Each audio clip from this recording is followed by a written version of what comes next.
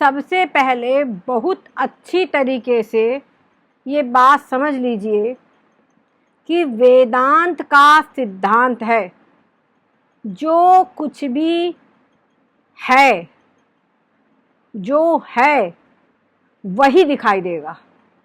जो नहीं है, यानी जिसकी सत्ता नहीं है, वो दिखाई नहीं दे सकता। जैसे कि आपको सर्प समझाया गया था जब, कि रस्सी के अंदर में सांप दिखाई पड़ता है, तो सांप दिखाई पड़ता है इसका मतलब सांप है, क्योंकि बिना हुए की प्रतीति नहीं होती, और सांप दिख रहा है इसका मतलब सांप है। तो सांप आया कहाँ से? तो वहाँ आपको बताया गया था कि अनिर्वचनीय सर्प वहाँ पे तैयार हुआ है, याद है? अनिर्वचनीय सर्प वहाँ पे, मिथ्या सर्प वहाँ पे तैयार हुआ है, ये बात समझाई गई थी।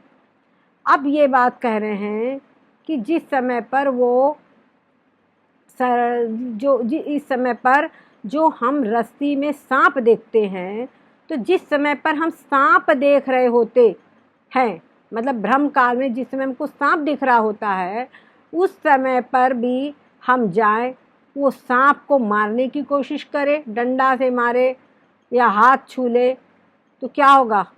हमारे डंडे में क्या लगेगा? रस्सी लगेगी ना। हमारे हाथ में छुएंगे तो रस्सी हाथ में आएगी, छुएगी, है ना। तो जिस समय पर हम वहाँ पे सांप देख रहे हैं, उस समय पर भी हमको रस्सी ही दिख रही है। ये तो हम भ्रमवश, ऐसा हमको लग रहा है और हम बोल रहे हैं कि सांप है, तो हम भ्रमवश रस्सी को सांप कह रहे हैं। परंतु रस्सी को सांप कह देने से रस्सी सांप नहीं हो जाएगी, कि हो जाएगी? बोलो।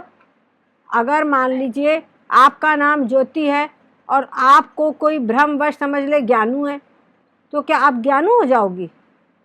बोलो। वो चाहे जो कुछ समझे, आप वही रहोगी। आप उनके ऊपर अपना भेद प्रकट करो ना करो, कोई नया व्यक्ति हो, लेकिन जो हो वही रहोगी, है ना। तो उसी प्रकार से अगर कोई व्यक्ति वहाँ पर रस्सी को सांप समझ लेता है, तो रस्सी सांप नहीं हो जाएगी, रस्सी रस्सी ही रहेगी, है ना। तो उसी प्रकार से जैसे यहाँ पर बताया गया है कि रस्सी है, लेकिन आपको भ्रम से सर्प दिखाई पड़ रही है, तो जिस समय पर सर्प दिख रहा है, उस समय पर भी वो रस्सी ही दिख रही है। हम अज्ञानवश, भ्रमवश उसको समझ रहे हैं कि ये सांप है ना। उसी प्रकार से ये जितना भी संसार है, रस्सी जब हमको दिखती है हम रस्सी को सांप समझते हैं, लेकिन वो रस्सी ही रहती है। ठीक उसी प्रकार से जितना भी संसार, नाम रूप, हर वस्तु में कोई ना कोई नाम, कोई ना कोई रूप जरूर रहेगा। तो जो कोई भी नाम रूप हमको दिखाई पड़ रहा है, वो सारे नाम रूप क्या है? वास्तव में कल्पित है। जैसे वहाँ पे हमको सांप के दिखाई पड़ रहा है भ्रम से, वास्तव में वहाँ सांप नहीं है, रस्सी है। उसी प्रकार से जो कुछ भी संसार, पूरा ब्रह्मांड हमको दिखाई पड़ रहा है, यहाँ पर ये ब्रह्मांड कुछ भी नहीं है। छोटे से छोटे बालू के कण से लेकर विशाल हिमालय पर्वत भी जो हमको दिखाई पड़ रहा है, ये वास्तव में कुछ भी नहीं है। ये वास्तव में कुछ भी नहीं है। केवल जैसे वहाँ रस्सी को सांप समझ रहे थे, वैसे यहाँ पर जो अधिष्ठान आत्मा है, आत्मा को ही हम लोग अज्ञानवश अनेकानूप नाम रूपों से समझ रहे हैं। समझ गए? तो आत्मा सब में अस्ति भाति प्रिय सब में है, ठीक है।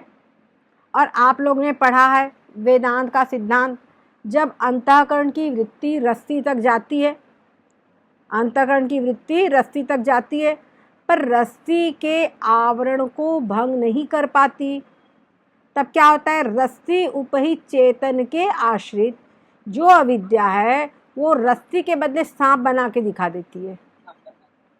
ये बात पकड़ी? रस्सी के बदले में सांप बना करके दिखा देती है। ठीक उसी प्रकार से जैसे हम लोग हैं, जो भी व्यक्ति है, अनंत जन्मों के संस्कार, अनंत जन्मों में न जाने कौन कौन सी योनियों में गए हैं, उन सब जन्मों में जो पाप कर्म भी हुए ना, वो सब कर्म के जो कर्म हैं उसके कारण हमारे पास क्या है, आवरण बना हुआ है, अंतःकरण पर आवरण बना हुआ है, मल और आवरण दोष। ठीक है, तो उस आवरण दोष के कारण हमको आत्मा पूरा जो की त्यों नहीं दिखाई पड़ता।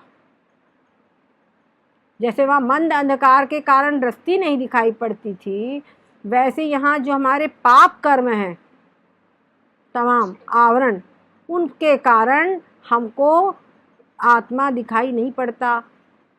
ठीक है, उसके कारण आत्मा दिखाई नहीं पड़ता है। तो जब आत्मा दिखाई नहीं पड़ता है तो आत्मा जो है उसके आश्रित तो अविद्या ही है ना।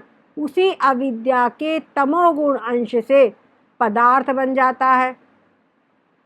कहीं रस्ती बन गई, कहीं पेड़ बन गया, कहीं कुछ बन गया, कहीं कुछ बन गया, कहीं मकान बन गई, दुकान बन गया, कुछ भी बन गया, समझ गए, बन गया हमको। तो हमको क्या होता है, वहाँ पर वो दिखाई नहीं पड़ती, वो आत्मा दिखाई नहीं पड़ता, और जो चीज़ बनी है वही जब दिखाई पड़ता है।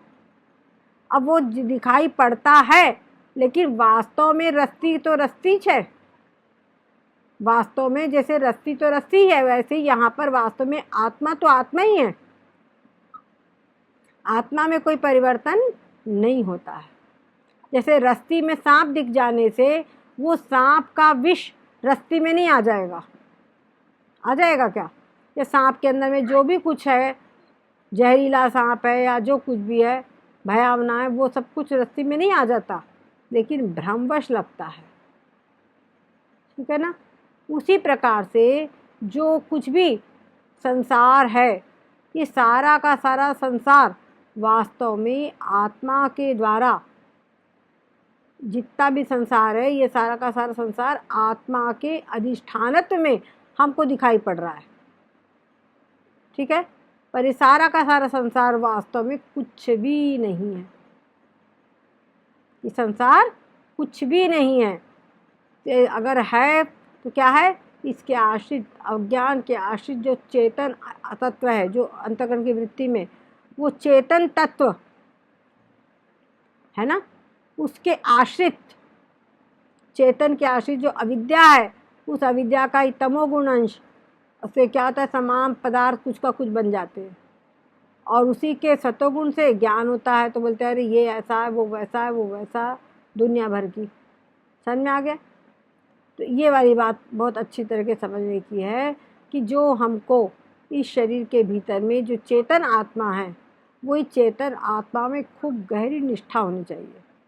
ऐसे अभी आपको कोई बोले भगवान है ही नहीं, तो आप बोलोगे अरे भैया हमारा तो अनुभव है, तुमको बोलना है तो बोलो, हमारे पास तुम्हारे से बात करने की ताकत नहीं है, लेकिन आप उसके वक्त मान नहीं लोगे। तो जैसे वहाँ पर हम रस्सी को सांप समझते हैं तो रस्सी सांप नहीं हो जाती, वैसे ही आत्मा को दुनिया भर के पदार्थ कहते हैं। कहीं हिमालय बोल रहे हैं, कहीं नदी बोल रहा है, कहीं पहाड़ बोल रहा है, कहीं पेड़ बोल रहा है, कहीं कपड़ा बोल रहा है, कहीं पलंग बोल रहा है, कहीं चश्मा बोल रहे हैं, दुनिया भर का नाम लग रहे हैं। लेकिन जो मेन चीज़ है, क्या है मेन चीज़ जो है, वो का वही है, उसमें कोई अंतर नहीं है। ये बात हमको अच्छी प्रकार